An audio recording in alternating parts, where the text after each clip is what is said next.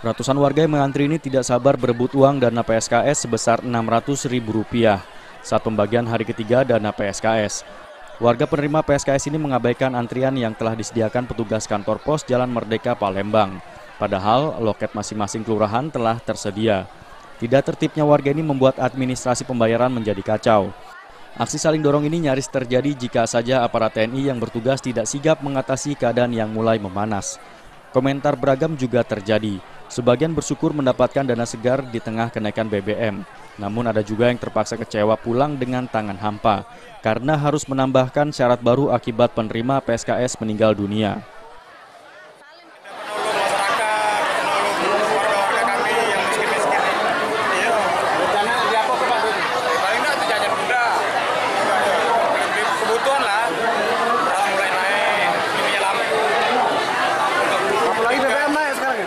Apalagi BBM naik nih. Ya, BBM naik.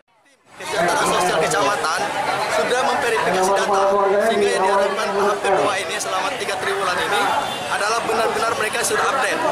Ya kecuali dalam mulai dari pertama sampai sekarang ada lagi yang pindah atau meninggal lagi, berarti kan diurus lagi sesuai dengan KPS yang ada mereka pegang.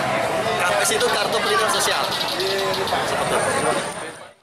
Sebanyak 2.654 penerima PSKS akan mendapatkan dana segar tersebut, di mana pembagian akan berlangsung hingga tanggal 7 April 2015. Dari Palembang, Sumatera Selatan, Tim Liputan melaporkan.